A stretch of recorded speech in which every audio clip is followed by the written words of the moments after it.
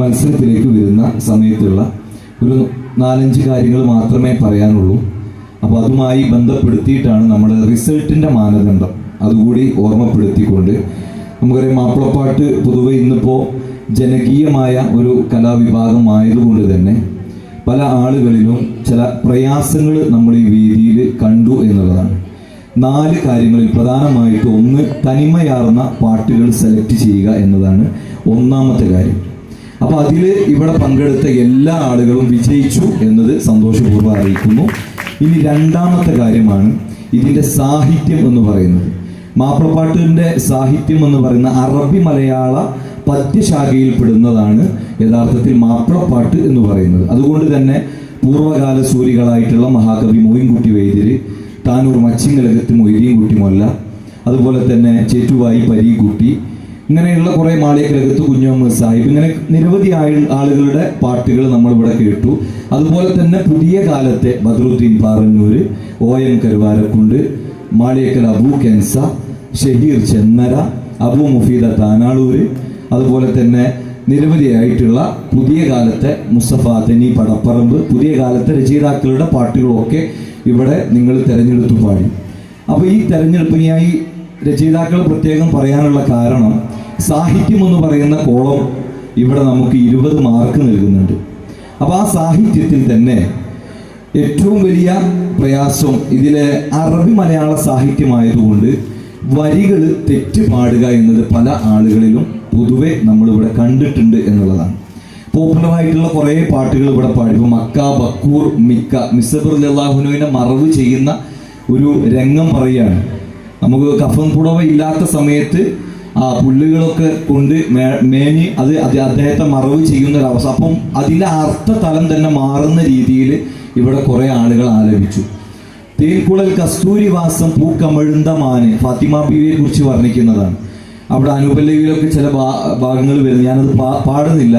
അപ്പം അങ്ങനെയൊക്കെ ചില ഭാഗങ്ങൾ നമ്മൾ തെറിപ്പാട്ട് പാടുന്ന രീതിയിലേക്ക് അത് മാറിപ്പോയിട്ടുണ്ട്. ചില ആശയങ്ങൾ അതിൽ നിന്ന് വ്യതിചലിച്ചു പോകും. ഇപ്പോൾ ചേർന്നിട്ടരികറുകൾ ബിന ചെയ്യും ശരീരാല എന്ന് ഞാൻ ഒരു ഉദാഹരണം പറയാണ്. ആ ബിന പാടേണ്ട കൊടുത്ത് സിന എന്ന് പാടിക്കഴിഞ്ഞാൽ അർത്ഥം മാറി ഉണ്ടോ.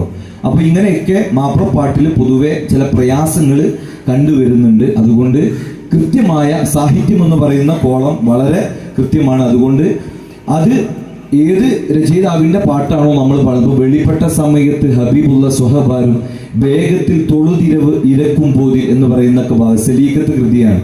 അപ്പോൾ ആ വരികളൊക്കെ വെറുതെ ഒന്ന് പരിശോധിച്ച് കഴിഞ്ഞാൽ തന്നെ, പഴയ കാലത്ത് കൃതികൾ പരിശോധിച്ചാൽ തന്നെ കൃത്യമായ വരികൾ നിങ്ങൾക്ക് ലഭിക്കുന്നതാണ്.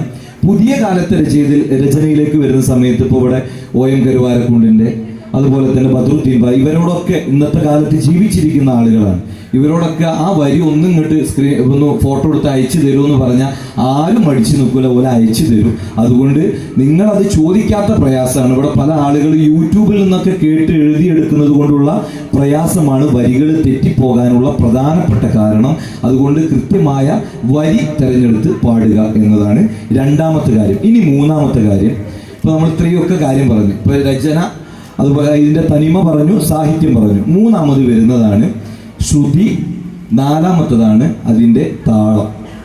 ഇനി ഇത് വെച്ച് കണക്ട് ചെയ്യുന്ന സമയത്താണ് പല മത്സരാർത്ഥികളും പിന്നോട്ട് പോയിട്ടുള്ളത്. ഇതിൽ ഏറ്റവും ഇമ്പോർട്ടൻ്റ് ആയിട്ട് ശ്രുതിയുടെ വിഷയം പറയുന്ന സമയത്ത് അതിന് കണക്ട് ചെയ്ത് പറയേണ്ട കാര്യമാണ് സെലക്ട് എന്ന് പറയുന്നത്. സെലക്ഷൻ ചെയ്യുന്ന പാട്ടുകൾ അവനവന് പാടാൻ കഴിയുമോ എന്ന് നോക്കുക എന്നതാണ് ശ്രുതിയിൽ ആദ്യം നമ്മൾ ചെയ്യേണ്ടത്. പല ആളുകളും അവരെ കൊണ്ട് കഴിയാത്ത പാട്ടുകളൊക്കെ എടുത്ത് ഇവിടെ പൊട്ടിയ അവസ്ഥ ഉണ്ടായിട്ടുണ്ട്. ചില ആളുകൾ സ്ട്രെയിൻ ചെയ്ത് പാടിയിട്ടുണ്ട്. നല്ല പാട്ടുകാരായിട്ടുള്ള ആളുകൾ തന്നെ പല്ലവി ഒരു പിച്ചിൽ പാടി, അനുപല്ലവി വേറെ പിച്ചിൽ. കാരണം അവർക്ക് അനുപല്ലവി ഏറ്റവും ഈ പാട്ടുകളൊക്കെ നമ്മൾ ചിട്ടപ്പെടുത്തുന്ന സംഗീത സംവിധായകർ ഇതിൻ്റെ ഏറ്റവും പ്രയാസപ്പെട്ട ഭാഗങ്ങൾ ചിട്ടപ്പെടുത്തുന്നത് എവിടെയായിരിക്കും? അതിൻ്റെ അനുപല്ലവിയിൽ, ചരണത്തിൽ, അനുചരണത്തിലായിരിക്കും. അതുകൊണ്ട് തന്നെ അത് പാടുന്ന സമയത്ത് ആ ഭാഗങ്ങൾ പാടിയിട്ട് വേണം യഥാർത്ഥത്തിൽ പല്ലവിയിലേക്ക് നിങ്ങൾ കടക്കാൻ എന്നതാണ് ഞാൻ ഈ പറഞ്ഞതിൻ്റെ ടോട്ടൽ തുക. അതുകൊണ്ട് സെലക്ഷൻ വളരെ ഇമ്പോർട്ടൻ്റ് ആണ്. എങ്കിൽ മാത്രമേ നമുക്ക് ശ്രുതി ശുദ്ധമായി അവരവരെ കൊണ്ട് കഴിയുന്ന രീതിയിൽ പാടാൻ കഴിയുള്ളൂ എന്നതാണ് ആദ്യം അത് സൂചിപ്പിക്കും. ഇവിടെ പല കുട്ടികൾ ഇപ്പോൾ ബ്രീത്ത് കിട്ടാത്ത അവസ്ഥകളൊക്കെ നമ്മൾ കണ്ടു. ബ്രീത്ത് പൊട്ടി വന്നിട്ട് അതിൻ്റെ നോട്ട്സ് മാറ്റി പാടുന്ന അവസ്ഥ, സ്ട്രെയിൻ ചെയ്ത് പാടുന്ന അവസ്ഥ, ഇതൊക്കെ ഇത് കാരണം കൊണ്ട് സംഭവിക്കുന്നതാണ് എന്ന് നിങ്ങൾ ഓർമ്മപ്പെടുത്തുകയാണ്. അതുകൊണ്ടാണ് ഇവിടെ റിസൾട്ട് വരേണ്ട ആളുകൾ പോലും അങ്ങോട്ടും ഇങ്ങോട്ടൊക്കെ മറിയാനുള്ള പ്രധാനപ്പെട്ട കാരണം. ഇനി നാലാമത്തെ കാര്യമാണ് താളം. ഈ താളത്തിൽ നമ്മൾ താളം എന്ന് പറയുന്നത് 2ന്റെ ഗുണനമാണ് യഥാർത്ഥത്തിൽ പാട്ടിന്റെ താളം. 2, 4, 6, 8, 10 ഇതാണ് പാട്ടിന് താളം. 2 കഴിഞ്ഞാൽ ഒരിക്കലും 3-ൽ പാട്ട് പാടൂല. 3 എന്ന് പറയുന്ന താളം പാട്ടുകൾക്ക് ഇല്ല. അതേപോലെ തന്നെ 3 കഴിഞ്ഞ് 5 എന്ന് പറയുന്ന താളം ഇല്ല. 4 ഉള്ളത്. 2 കഴിഞ്ഞാൽ 4, 4 കഴിഞ്ഞാൽ 6. പിന്നെ 6ലേക്ക് എത്തുമ്പോഴേക്ക് കുറെ സമയം അങ്ങോട്ട് പോയിട്ടുണ്ടാവും. 5 മിനിറ്റാണ് നമുക്ക് ആകെ പെർഫോം ചെയ്യാനുള്ള സമയമുള്ളത്. അതുകൊണ്ട് ആ 5 മിനിറ്റ് ഒതുക്കി പാടുമ്പോൾ 2, 4 മാക്സിമം പോകുമ്പോൾ ആ താളം. ചില ആളുകളൊക്കെ 1-ൽ തന്നെ പാടാൻ ശ്രമിക്കുന്നുണ്ട്. ചില ആളുകൾ 1 കഴിഞ്ഞ് 3-ലാണ് പാടുന്നത്. അതാണ് താളം ഔട്ടായി പോകുന്നതിന്റെ പ്രധാനപ്പെട്ട കാരണം. അത് കൃത്യമായി ശ്രദ്ധിക്കുക. ഈ 4 കാര്യം. ഇനി കൂടെ ചേർത്ത് പറയാനുള്ളത്, ചില ആളുകൾ ഇശലുകളൊക്കെ, നമുക്ക് ഒരു കാര്യം നിങ്ങൾ മനസ്സിലാക്കണം. നമ്മൾ ഒരിക്കലും ഇവിടെ നിങ്ങൾ പാടുന്ന 5 മിനിറ്റ് പാട്ടിനാണ് മാർക്കിടുന്നത്. നിങ്ങൾ രചയിതാവിൻ്റെ പേര് പറഞ്ഞോ അല്ലെങ്കിൽ ഇശല് തെറ്റി പറഞ്ഞോ എന്നുള്ളതിനല്ല നമ്മൾ മാർക്കിടുന്നത്. ഇത് പറയുന്നത് നല്ലതാണ് എന്ന് മാത്രമേ ഉള്ളൂ. ചില ആളുകൾ ആറ്റിൽ ചാടി നടുമുറുക്കം എന്നൊക്കെ പറഞ്ഞിട്ടുണ്ട്.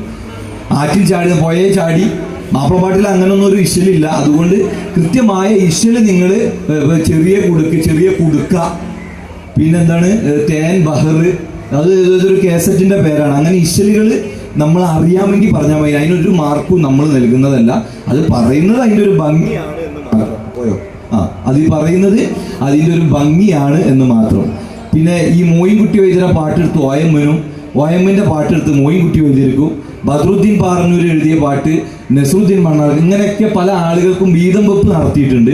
അപ്പോൾ യഥാർത്ഥത്തിലുള്ള രചന ആരാണോ നിർവഹിച്ചത് അത് നമ്മൾ അറിഞ്ഞുകൊണ്ട് അത് ആരോടെങ്കിലും ചോദിച്ച് മനസ്സിലാക്കിക്കൊണ്ട് അത് പറയുക. ഇനി പറഞ്ഞില്ലെങ്കിലും കുഴപ്പമില്ല, നിങ്ങൾ നേരെ സലാം പറഞ്ഞ് പാട്ടിക്ക് പോയാൽ അത്രയും സന്തോഷം. നമ്മൾ തെറ്റ് പറയണ്ടല്ലോ എന്ന്. ഇപ്പോൾ OM കരുവാര കുട്ടൻ എന്നൊക്കെ പറയാറുണ്ട്. അപ്പോൾ ആ OM മാഷ് തന്നെ പല വേദികളിൽ നമ്മൾ ഉള്ള വിഷയം പറയുന്നത്. അപ്പോൾ അതുകൊണ്ട് അത് കൃത്യമായി നമ്മൾ ശ്രദ്ധിക്കുക. അത്തരം വിഷയങ്ങളൊന്നും നമ്മളെ ഇതിൽ ബാധിക്കുക. ഈ 4 കാര്യങ്ങളാണ് നമുക്ക് ഇമ്പോർട്ടൻ്റ്. 1 തനിമയാർന്ന പാട്ട് സെലക്ട് ചെയ്യുക, അതിലെല്ലാവരും വിജയിച്ചു. 2 സാഹിത്യം, അതിൽ കുറേ ആളുകൾ വരികളിലുള്ള പരാജയം സംഭവിച്ചിട്ടുണ്ട്. 3ാമത് അതിൻ്റെ ശ്രുതിയാണ്. അത് സെലക്ട് ചെയ്യുന്ന പാട്ട് നമ്മളെ കൊണ്ട് പാടാൻ ആണോ എന്ന് പരിശോധിക്കുക. എന്നതിന് ശേഷം കൃത്യമായ ശ്രുതിയോടുകൂടിയും താളത്തോടു കൂടിയും പാടുക. ഇതാണ് ആകെ ടോട്ടലി നമ്മൾ മാപ്പിളപ്പാട്ടിന് പറയാനുള്ളത്. അത് കൃത്യമായി എല്ലാവരും ശ്രദ്ധിക്കുക. ഞാൻ പറഞ്ഞത് നിങ്ങൾ പോസിറ്റീവ് മൈൻഡിൽ എടുക്കണം. കാരണം ഇനിയും നിങ്ങൾക്ക് മത്സര വേദികൾ വരാനുണ്ട്.